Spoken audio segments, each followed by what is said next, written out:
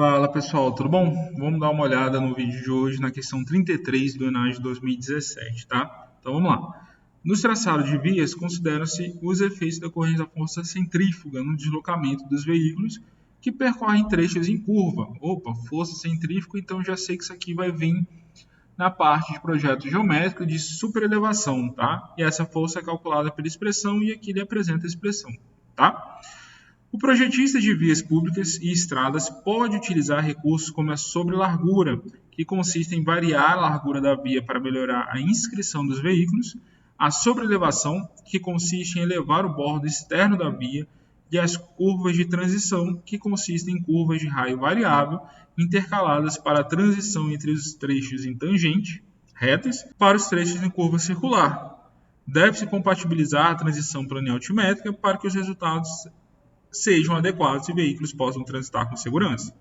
Com relação ao planejamento de estradas e as modificações das vias para a segurança do tráfego dos veículos em relação aos efeitos da força centrífuga, conclui-se que...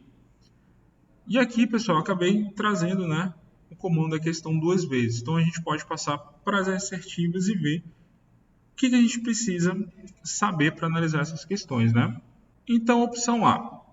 A sobrelevação do bordo externo da curva é implementada ao longo do trecho da curva circular.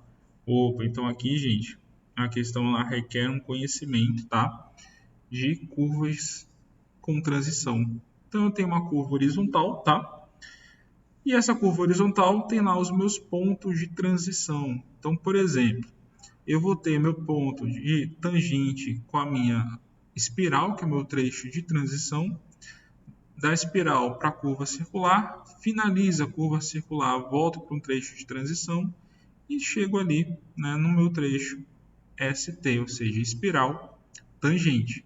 Então, esses dois trechos aqui, esse trecho e esse trecho aqui, são os trechos de transição da minha curva com transição, É ali onde a minha sobrelevação ela vai começar a ser desenvolvida para que, quando o carro entrar na minha curva horizontal propriamente dita, a sobrelevação já esteja implementada. Então, de um modo simples, O que vai ser essa sobrelevação? Vai ser o seguinte, eu vou aumentar a inclinação da minha pista para que o meu carro, então considerem que isso aqui, pessoal, seja um carrinho visto de trás, Ele consiga fazer essa minha curva, então ele vai fazer a minha curva de forma que ele não seja lançado para o lado de fora, Em função da minha força centrífuga, perfeito? Então ele vem fazendo a curva,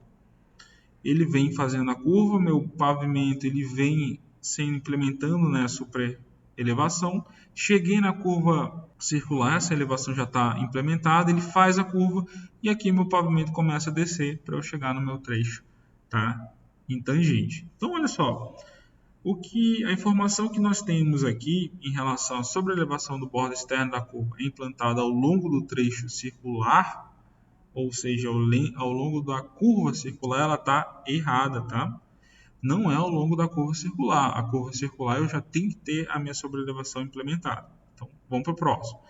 A sobrelevação faz os veículos se inclinarem para o lado externo da curva, o que melhora a sua estabilidade. Não, se inclina para o lado externo, o meu carro ele vai embora, Então, isso aqui está errado.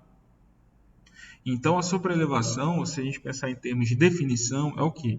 É uma inclinação no meu pavimento, que vai gerar uma componente da força peso e essa componente vai se opor à minha força centrífuga, fazendo com que o meu carro consiga realizar, teoricamente, a curva, sem necessidade de eu intervir ali no meu volante, Então é só teórico. Então a ideia de superelevação é essa. Então a inclinação tem que ser para o lado interno dessa curva.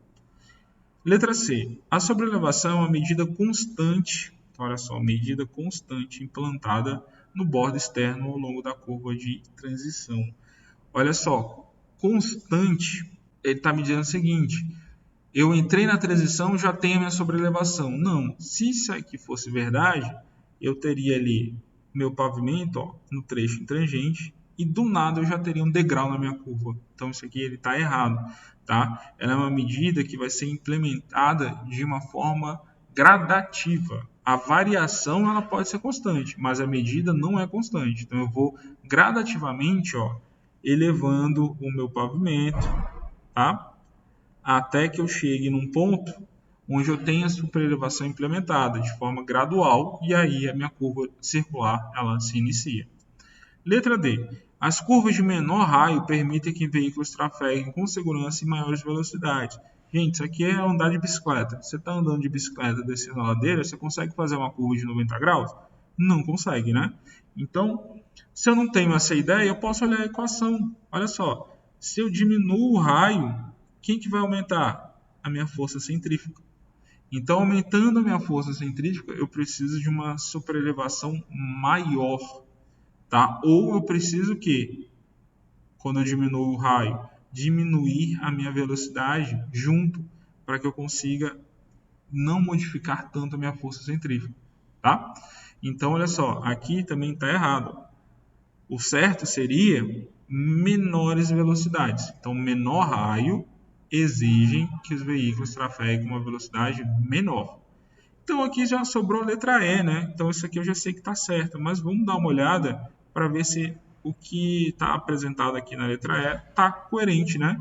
Então, olha, os pontos TS e CS, opa, que pontos são esses?